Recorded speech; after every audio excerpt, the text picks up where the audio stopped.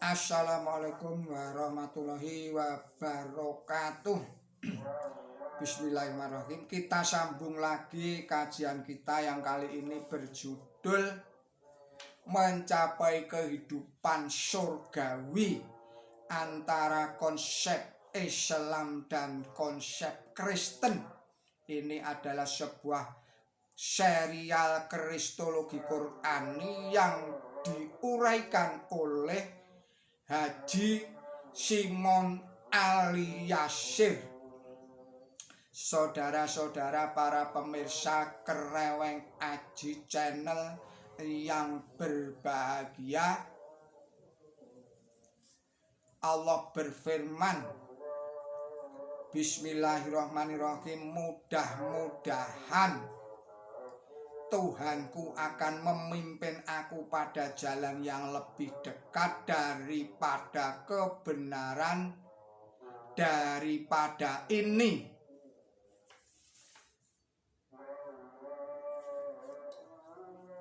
Saudara-saudara para pemirsa Kereweng Aji yang berbahagia, coba bandingkan dengan agama Kristen. Agama itu baru dapat membangun tempat ibadah atau gereja dan mengumandangkan panggilan untuk beribadah setelah mendapatkan perlindungan dari Konstantin yang agung pada permulaan abad keempat Masehi. Memang bangunan gereja merupakan syiar agama Kristen, tetapi dentuman lonceng dari menara gereja sama sekali tidak menunjukkan keagungan Tuhan. Apakah arti bunyi lonceng keloneng, keloneng, keloneng itu? Atau bunyi lonceng teng, keloneng, keloneng, teng, keloneng, keloneng, teng, keloneng, keloneng. Apa bedanya dengan bunyi kelontong, kelontong, kelontung? Atau apa bedanya dengan bunyi kelinting, kelinting, kelinting? Tidak ada bedanya sama sekali. Sekarang coba renungkan kalimat adzan. Allahu Akbar, Allahu Akbar. Allah yang maha agung, Allah yang maha agung. Disusul dengan seruan syahadat tauhid, asyhadu alla ilaha illallah, sesungguhnya aku bersaksi bahwa tidak ada Tuhan selain Allah. Kemudian disusul dengan seruan syahadat Rasul, wa asyhadu anna Muhammadar Rasulullah, dan sesungguhnya aku bersaksi bahwa Muhammad adalah utusan Allah. Lalu diserukan tiang agama, yakni ajaan mendirikan sholat. Hayya 'alas sholah, hayya 'alas sholah, marilah mendirikan sholat, marilah mendirikan sholat. Disusul lagi dengan ajaan memperoleh sukses dan kemenangan karena telah mendirikan sholat itu dengan ucapan yang jelas, hayya 'alas falah, hayya 'alal falah. Saya ulangi lagi, hayya 'alal falah, hayya 'alal falah, yang artinya marilah kita memperoleh sukses, marilah kita memperoleh sukses. Dan sukses itu adalah kemenangan. Kalimat takbir dikumandangkan sekali lagi untuk mengagungkan Tuhan yang Maha Esa. Tuhan yang maha besar, Tuhan yang maha agung. Allahu Akbar, Allahu Akbar. Dan akhirnya sebagai penutup dengan kalimat tauhid, la ilaha illallah. Allah yang maha agung, Allah yang maha agung. Tidak ada Tuhan selain Allah. Di atas adalah syariat Islam yang mengatur hubungan manusia dengan Allah Ta'ala, karena menurut para nabi utusan Allah termasuk Isa Al-Masih merupakan ajaran atau hukum pokok yang pertama terdapat di dalam kitab Markus pasal 12 ayat 29 dan ayat 30, juga termaktub di dalam surat Matius pasal 22 ayat 37 sampai dengan ayat 40.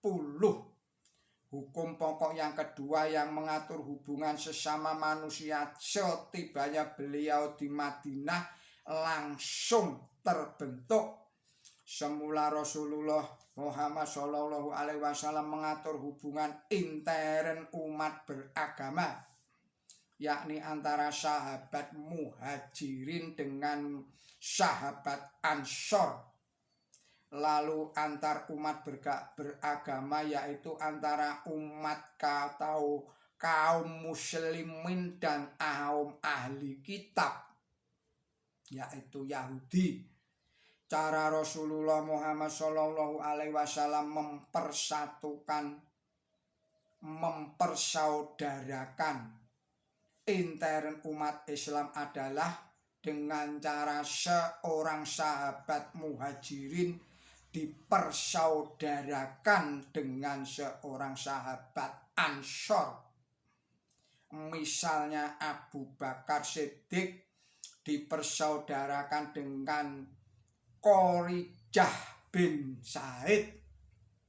Kemudian Umar bin Khattab dipersaudarakan dengan Itban bin Malik Al-Khazraji dan sebagainya.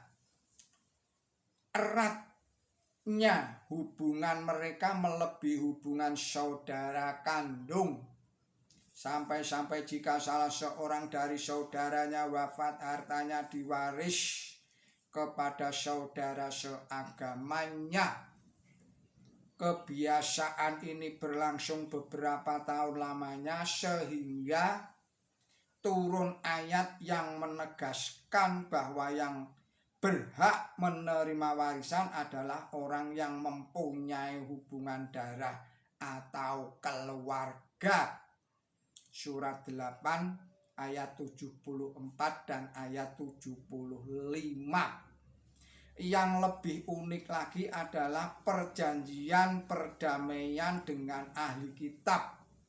Dalam hal ini kaum Yahudi yang kemudian dikenal sebagai Piagam Madinah, yang antara lain adanya jaminan bahwa masing-masing pihak bebas memeluk agamanya masing-masing dan beribadat menurut agamanya itu.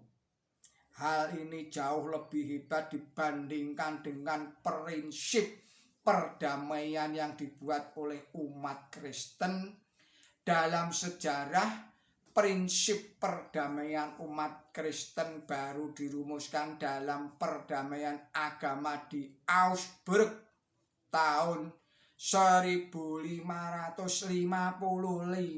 yang memutuskan bahwa golongan Kristen Katolik dan golongan Kristen Protestan sepakat kepada prinsip Euis regio, Euis regio.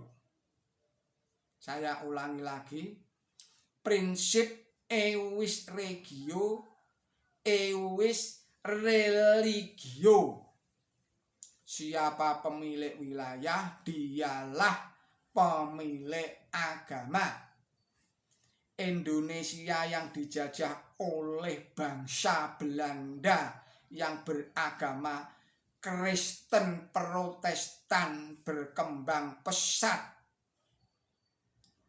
Saya ulangi lagi, Indonesia yang dijajah oleh bangsa Belanda, agama Kristen Protestan berkembang pesat karena bangsa Belanda merupakan kerajaan Protestan.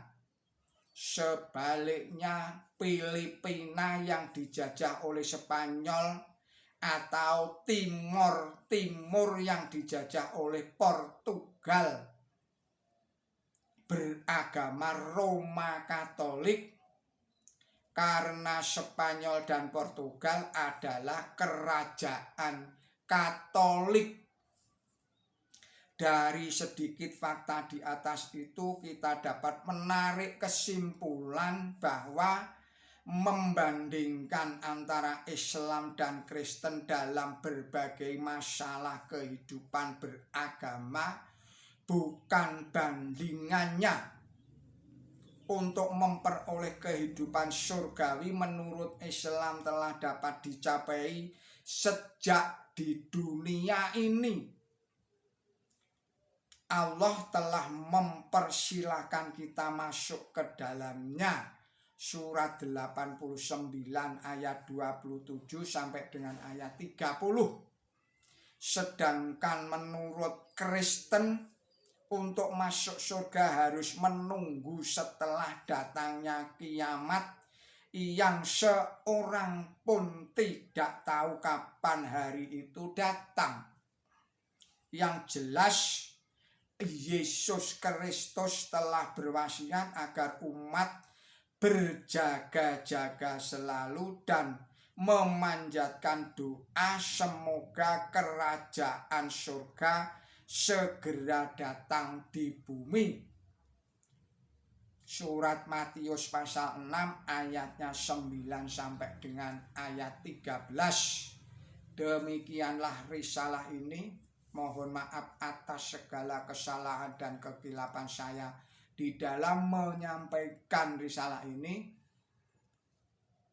Billahi taufiq wal hidayah, ihdinas siratal mustaqim. Wassalamualaikum warahmatullahi wabarakatuh.